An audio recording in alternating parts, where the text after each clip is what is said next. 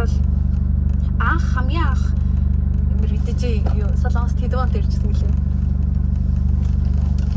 500,000 вон иржсэн шүү. Тийм 500,000. Би сая вон иржсэн. Тэгээ 500,000 вон ирэхэд ер нь хэр хүрлээтэйсэн би хамгийн анх ирэхэд. 500,000 вон ч надад би бол зөв шууд мөнгөгүй ирсэн. Гэхдээ угаасаа нөгөө таньдаг хүн гэсэн болохоор маргааш нь ажилласан болохоор. Гэхдээ таньдаг хүнгүй бол таад нэг ядаж. Ер нь бол сая вонд ирэх ёстой шүү дээ. Сая вон яагаад сая вон? Тэр чинь эхлээд байрны одоо яг Монголоос төлөөд ирдэг шүү дээ. Миний хувьд бол хэвгүй байхгүй юу? Миний хувьд болохоор нөгөө ирээд байрны хамгийн төлөөд тэгээд тэр чинь хичээл таахын тулд бас сургуулаас заавал төлөх ёстой эрүүл мэндийн даатгалын мөнгө, тэнгуүлээ цэнтрүү нүүлгээ захиална гэж мөнгө, ном аавна гэж мөнгө, ер нь тиймэрхүү мөнгө хэрэгтэй болдог байхгүй юу? Тэгэл автобус мэдээж ирж байгаа юм чинь айл болж байгаа. Аяг шанаанаас ахуулаад тиймэрхүү юмудад тооцоолж мөнгө болт хэрэгтэй. Айл болох боломжтой болцоогоор л мөнгө хэрэгтэй. Надад бол сая вон яг л таарч ирсэн нэг тийм дутаачгүй, илүү гараачгүй. Тэг яг мөнгөө ер нь бол дуусахаасаа өмнө нэг ажил алга хийчих хэрэгтэй. Мөнгөө дууссан хойно за одоо мөнгө яхалаа ажил гэхээ орно. Яг мөнгөтэй байгаа дээрээ мөнгөө өсгөх тийм одоо ажил хийх бол. Тэгээ би сая вантай байгаад нэг 300,000 вон үлдсэн байлоо. Тэгээ тэр үе дээр энэ тэндээс цагийн ажил олж хийж яг нөгөө нэг тийм 0 заахгүйгээр л өөрийгөө тооцоолох хэрэгтэй юм лээ. Чи үгүй юм шиг. Би бол нөгөө шууд маргааш бомсны бодлоос буугаад маргаашаас нөгөө ээжийн дүүн өгдөг гэсэн. Тэгээл ажиллаа авчихсан шүү дээ. Тэгээл метронд сууч хаашаач явах юм мэдэхгүй шууд нэг хаяг өгөөл за ийшээ яв гэл явуулсан. Тэгээ нэг юм явж олсон шүү дээ. Олсоод ажилласан. Өөрчлөлтөөс сурдгийн дөө метрод бол. Тэг яг нөгөө нэг ирээд таньдаг хүмүүстэй байх газартай хүмүүс бол тэр даваа тал болно л доо. Тэг яг тийм зөвлөгөө тохиолдол за яг нөгөө нэг дотор байранда ирэхээр төлөвлөө дотор байрныхаа мөнгийг Монголоос төлөвлөсөн гэж болно шүү дээ. Тэг ямар ч тач гарын зарлага бол доор за багтаа ер нь бол 500,000 вонтой ирэхэд зүгээр ах гэж үзэж юм дээр. За тэгээд явцдаа ер нь одоогийн бит хоёрын заавал хардыг зарлахын үз чинь бит хоёрын жилхүүрийн Солонгостой гадаад амьдардаг хүмүүсийн заавал хардыг зарлахууд байрны түрээсийн мөнгө байна, тог газны мөнгө байна. Тэнгүүтээ за усны төлбөр гардаг айлууд бол усны төлбөр гэж тусдаа төлнө. За даатгалын мөнгө гэж төлнө. Даатгалын мөнгө нь визээс хамаарат өөр төлөгддөг. За тэгээ машинтай хүмүүс бол машины даатгал гэж төлнө. Тэгээ машины өөрчөө байгаа лээ. Машины татвараа. Тий. Тэгж төлнө. Тэнгүүтээ утасны төлбөр гэж төлнө. Сар бүр тэр чинь багцаас хамаарат бас утасны төлбөрүүд өөрөө төлдөг. Одоо нөгөө Монголын шиг нэгж гэж байхгүй. Энэ бол нөгөө утас багцаараа заавал төлдөг. Тэгээд интернеттэй айлууд интернетний мөнгө гэж төлнө. За тэгээд өөрчөө хэлээ би заавал харддаг юм шиг. Автобусны мөнгө. Автобусны мөнгө одоо яг нөгөө нэг 62,000-ын карт гэдэг нэг гарсан байгаа. Тэрүүгээр яг Сөүл доторх явгууд руу 62,000-аар нэг сарда карт авчихсан. Тэрүүгээр ингээ хязгааргүй юм гэсэн 62,000. Яг тэр нөгөө нэг ингээ Сөүлээс гадуурх явгууд дээр бол метроны бодлоо дээр бол уушигддаг нэг тийм карт гэдэг. Тэгээ автобусны мөнгө гэж заавал. Тэгээ мэдээж нэг хоол хүнс. Тэгээ мэдээж одоо тэгээд хоол хүнс өөртөө хэмжээгээр тэгээд одоо нөгөө нэг гадуур ингэж гоё явж моох зугаалах тэгээ нураадах мөнгө гэж гарна. Тийм ерөөхдөө зардлууд бол гардаг. За тэгээ бит хоёрын хувьд энэ дээр яаж төлөвлөдөг? Хоёр санхүүгээ ер нь яадаг вэ гэхлээр за бит хоёр одоо байрны мөнгө гэж манайх чи байрны 550,000 вон сарын тэнгүүтээ тог за одоогоор нөгөө яг энэ байрн дээр бол хурж үзэг болохоор ихэд гарах юм тэгэхгүй ямар ч тач ер нь бол сардаа хоёрын өмнөх байр гэхэд тог бол айгүй гайгүй гардаг гэсэн нэг сардаа нэг 12,000 вон ч юм уу тэнгүүтээ тог тэгж гараад газ нь болохоор сардаа нэг янз янзны 20-30,000 30,000 тийм гардаг. Тэгээ нөгөө өвөл зурж бас өөр байгаа өвөл арай өдөр гарна. Тэнгүүтээ даатгалын мөнгө хоёрын виз болохоор нөгөө оюутны виз болохоор 78,100 жилээ 78,100 гардаг. За тэгээ утасны төлбөр бол бит хоёрын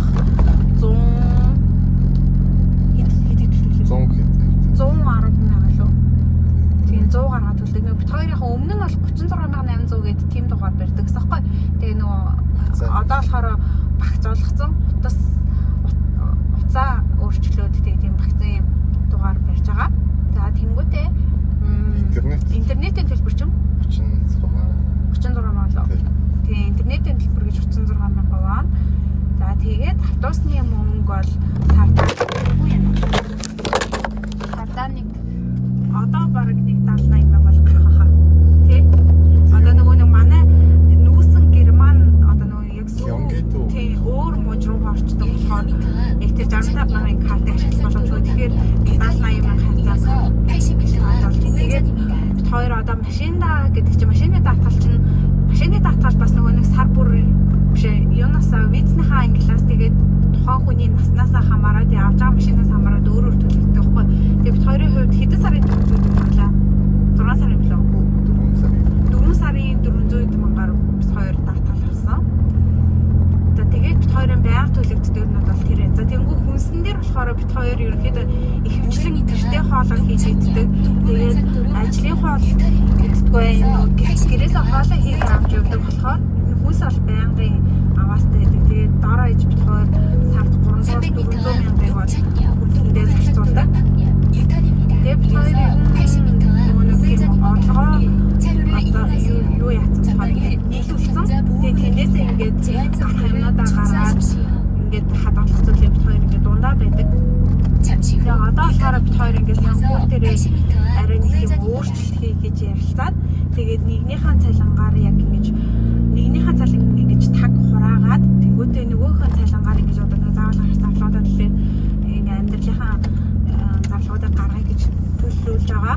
Тэнгуүт бид хоёрын хувьд гэвэл нөгөө мэдээж эрэгтэй хүний цалин солонгос дээр өндөр байдаг. Тэгэхээр эрэгтэйхэн цалин хадгалвал арай эрэгтэй гэж бид хоёр ярьлаад эрэгтэй цалин хадгалаад тэгээд миний цалингаар ерөөхдөө амьдрья гэж ярилцсан байгаа. За тэгээд бид хоёр цалингаа хадгалаад юунд зарцуулж байгаа вэ гэхлээр одоо мэдээж бид хоёр ч ингээд насаараа энэ солонгост амьдрахгүй мэдээж их орондоо очиж ярьдаг. Их орондоо очиж амьдрах ахтагч хэрэгцээ бол хорон сууцаа авахгаар төлөвлөөд тэгээд тэрэндээ ерөөхдөө бол өнгөө хадгалъя гэж ярилцсан байгаа.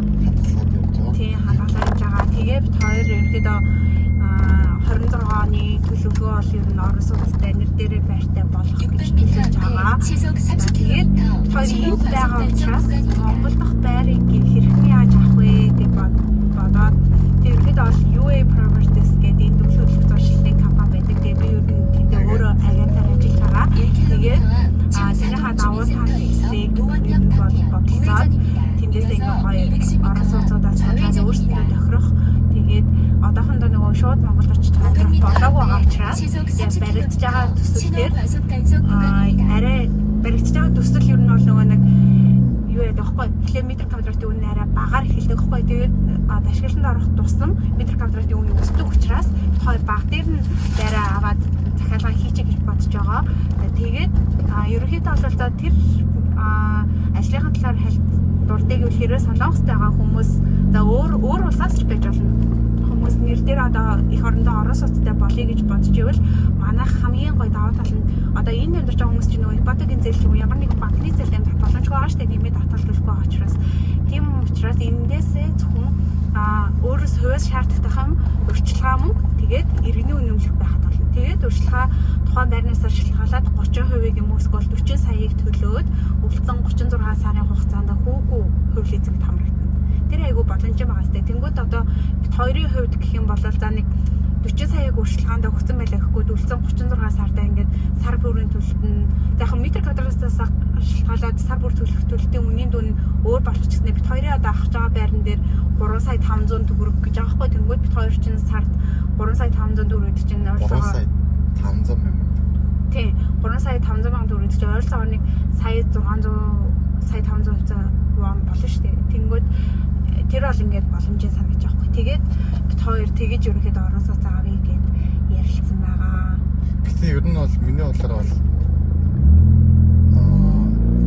залуу хүмүүс бол юу ихтгэн шиг байр авчвал амар юм шиг санагдаж байна. Харин одоо ер нь жил явсан тийм. Хамгийн том давуу тал нь юу вэ гэх юм бол нөгөө юу байхгүй, хүү байхгүй, хувь лизинг гэдэг чинь айгүй боломж юм байгаа. Тэгээд Солонгост ажиллаж байгаа одоо миний үеийн залуучууд ч юм уу яг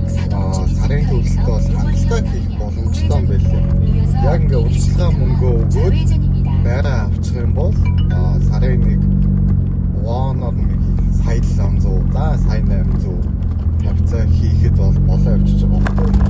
Тэгээд яг нэг хэдэн жил хэлээ.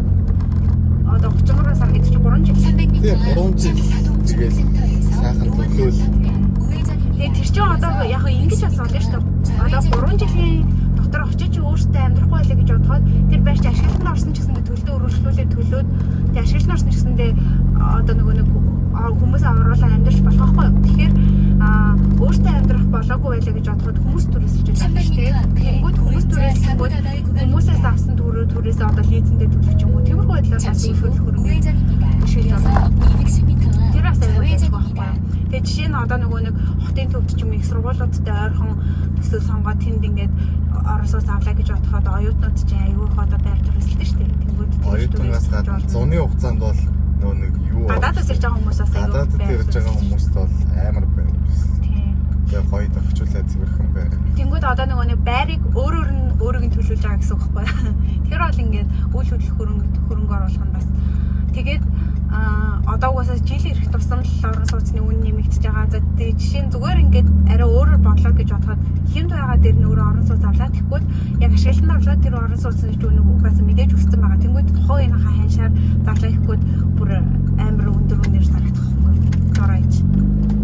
Тэгээд тиймэрхүү ашигтай ер нь тэрийгэ бодлсон ч гэсэндээ одоо ингээд тийм үйл хөдлөх хөрөнгө оруулалт гэдэг бол айгүй зүгээр санагдаад байна.